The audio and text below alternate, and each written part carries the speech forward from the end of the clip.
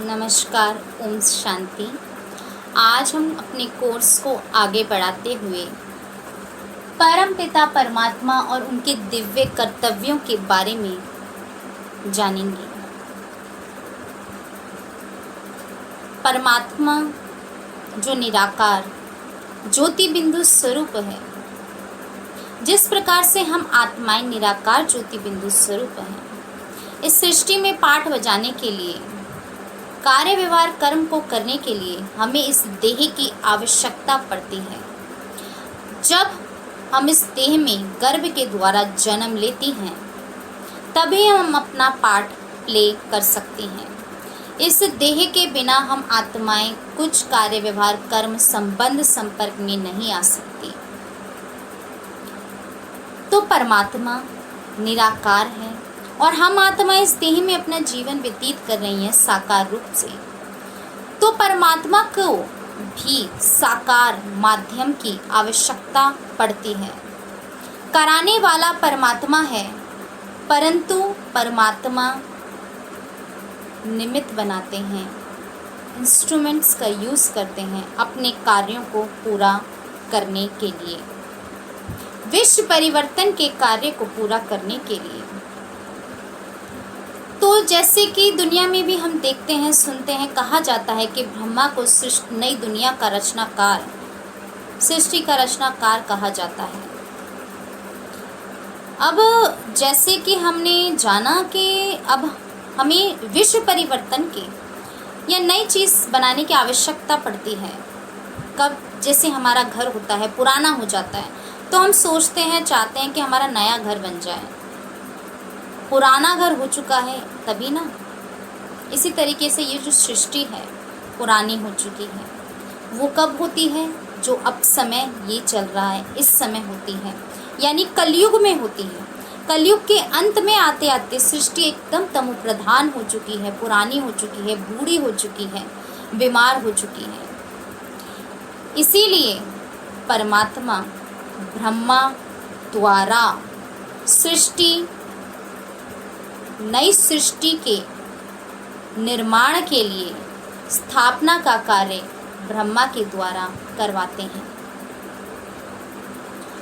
तो हम जानते हैं, जैसे दुनिया में जो ब्रह्मा को दिखाते हैं, एक केवल ब्रह्मा ही देवता हैं जो दिखाते हैं दुनिया में, कहते हैं कि उनके दाढ़ी और मूंछ है, और कोई भी देवी देवताओं को दाढ़ी या मूंछ नहीं दिखाई जाती। किसी भी चित्रों में हम देख लें, केवल ब्रह्मा ही है उनको दाढ़ी और मूंछ दिखाई जाती है, बनाई जाती है।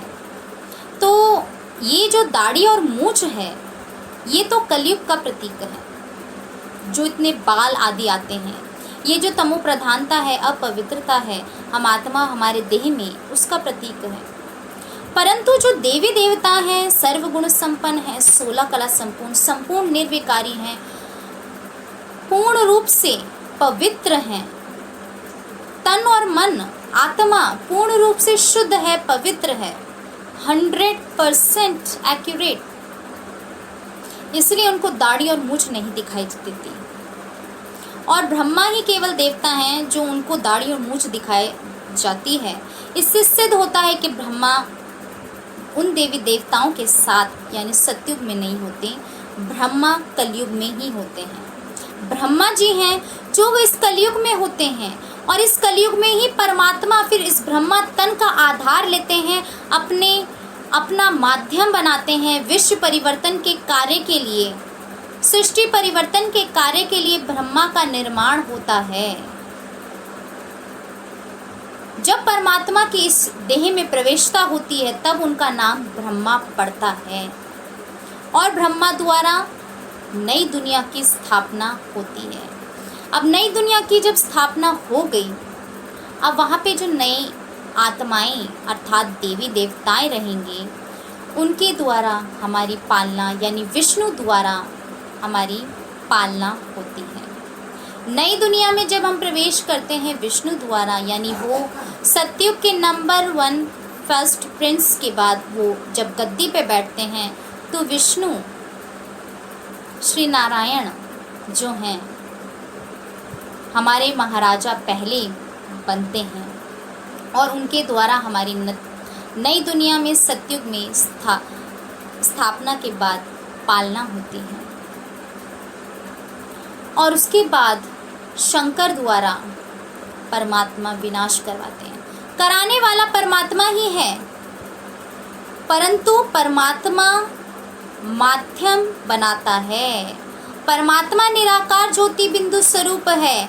हम आत्माएं साकार में है तो साकार तन का आधार परमात्मा को लेना पड़ता है।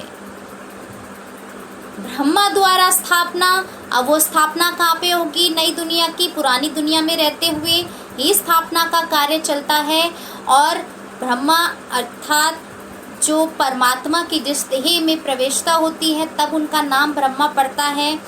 तो उनके द्वारा नई दुनिया की स्थापना होती है और वो कलयुग में ही होते हैं ब्रह्मा, इससे सिद्ध हो चुका है।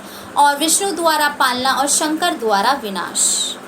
अविनाश पुरानी दुनिया का कुछ चीज़ खराब हो चुकी है उसको ही हम डिस्कार्ड करते हैं, फेंक देते हैं। क्यों? क्योंकि नई चीज़ चाहिए आनी है इसलिए। अब ये जो 4 हाथ दिखाते हैं या 10 मुंह, 2 मुंह, 4 मुंह हम देवी देवताओं को दिखाते हैं, इस प्रकार से भी उनके देह नहीं होते। ये जो हमने 4 हाथ दिखाए हैं इसके साथ साथ इसमें जो अलंकार 4 दिखाए हैं, चक्र, गदा, शंख और कमल, तो ये जो 4 अलंकार दिखाते हैं। अब चक्र से किसी का हमें गला काटना है क्या? जो देवी देवता हैं उनको संपूर्ण निर्विकारी कहा जाता है। हिंसा, मार काट ये सब उनकी डिक्शनरी में तो है ही नहीं। यानी जो देवी देवता हैं उनको ये सब लेके फिरने की आवश्यकता नहीं है। इस समय जब कलयुग है तब हम आत्माएं, तब हम ये सब चीज़ लेके चलती हैं, क्योंकि विकार जो हैं वो इस समय है सबसे ज़्यादा। जो देवी देवता हैं वो 16 कला संपूर्ण निर्विकारी हैं, संपूर्ण सात्विक हैं, संपूर्ण पवित्र हैं। तो उन्हें ये सब चीज़ लेके फिरने की आवश्यकता नहीं है। उनका जीवन संपूर्ण सुख में बीतता है। अब ये बात रही 4 अलंकार इनके हाथ में क्यों दिखाए हैं। और ये जो 4 जो हैं हाथ, ये कंबाइंड स्वरूप श्री लक्ष्मी नारायण का है। क्योंकि सबसे पहले जो राजगद्दी पे महाराजा महारानी जो विश्व के होते हैं सतयुग में, वो श्री लक्ष्मी नारायण होते हैं। तो पहले नंबर में श्री लक्ष्मी नारायण उनका कंबाइंड स्वरूप। और सबसे पहले हम बात करें तो जो चक्र है इसमें एक स्वास्तिक भी बना हुआ है। जो विश्व के जो मुख्य हमारे 4 चक्र हैं, सतयुग, त्रेता, द्वापर, कलयुग, वो आते हैं। उनकी स्मृति यानी सृष्टि चक्र का ज्ञान, और इसके साथ साथ जो चक्र है वो हमें हमारे अंदर चलाना है, अंतर मन में चलाना है। अपने स्वयं के संकल्पों की चेकिंग करनी है। मुझ आत्मा के संकल्प स्वयं के प्रति, अन्य आत्माओं के प्रति किस प्रकार से चलते हैं। और इसके बाद फिर आता है ये शंख। अब शंख ध्वनि करने की देवी देवताओं को आवश्यकता नहीं है और ना ही हमें ये शंख ध्वनि करते रहना चाहिए स्थूल रूप से, उससे कुछ परिवर्तन होगा। ये जो है शंख अर्थात ज्ञान की शंख ध्वनि, परमात्मा का जो ज्ञान परमात्मा ने ब्रह्मा द्वारा सभी आत्माओं को दिया, इसके साथ साथ परमात्मा के ज्ञान जो अन्य आत्माएं सुनती हैं वो भी परमात्मा का मुख बनती हैं। परमात्मा साकार में नहीं है, निराकार है, उनको भी साकार माध्यम चाहिए। तो हम सभी आत्माएं भी परमात्मा का मुख हैं। अपने मुख के द्वारा ज्ञान की ध्वनि अर्थात शंख ध्वनि हम सभी आत्माओं को करनी है। तो ये जो शंख है ये दर्शाता है ज्ञान की ध्वनि अर्थात परमात्मा के ज्ञान को सभी आत्माओं को सुनाना। और फिर ये कमल, तो कमल फूल जो दिखाते हैं वो कीचड़ में खिलता है परंतु बिल्कुल न्यारा और प्यारा रहता है। तो ये इस समय जो कलयुग की सृष्टि है ये कीचड़ के समान है जिसमें हम सभी आत्माएं रह रही हैं। परंतु जो परमात्मा की विशेष चुनी हुई संतानें हैं, जो देवी देवता कुल की आत्माएं हैं, वो इस कलयुग की सृष्टि में रहते हुए भी संपूर्ण रूप से पवित्र अपने जीवन को बनाती हैं और उस कलयुग की सृष्टि में कीचड़ के अंदर रहते हुए भी बिल्कुल कमल फूल समान न्यारी और प्यारी प्रतीत होती हैं। और जो ये गदा है ये स्थूल रूप से किसी को मारना नहीं है, किसी का वध नहीं करना है हमें, और ना ही देवी देवताओं को इसकी खुद आवश्यकता पड़ती है, क्योंकि वो संपूर्ण निर्विकारी हैं। तो ये जो गदा है ये योग बल की गदा है, अर्थात परमात्मा की याद। जी हाँ, परमात्मा की याद से हम सभी मनुष्य आत्माओं में इतनी शक्ति और बल आ जाता है कि हम अपने पांचों विकार, अपनी बुराइयों पे विजय प्राप्त कर सकते हैं और करते हैं। केवल परमात्मा की याद ही एकमात्र साधन है जिससे हमें इतनी शक्ति, पावर और बल मिलता है, जो हम सहज हर बाधाओं को पार कर लेते हैं। आंतरिक शक्ति प्रदान होती है। तो ये जो 4 अलंकार हैं, इस समय जब परमात्मा स्वयं सृष्टि पे आते हैं विश्व परिवर्तन के कार्य के लिए, ब्रह्मा को निमित्त बनाते हैं नई दुनिया की स्थापना के लिए। और जो हम दिखाते हैं ब्रह्मा के 4 मुख होते हैं, और इसके साथ साथ उनके हाथ में इतनी सारी किताबें, शास्त्र दिखाते हैं। तो परमात्मा ब्रह्मा जो दाढ़ी मूछ भी दिखाते हैं तो कलयुग में होते हैं, और वो आत्मा भी बहुत विशेष है, बहुत महान है। और सतयुग का पहला प्रिंस, जिसकी अंतिम जन्म इस कलयुग के अंत में जो अंतिम जन्म है उस आत्मा का, उस आत्मा के तन का आधार परमात्मा लेते हैं और उनका नाम फिर ब्रह्मा पड़ता है।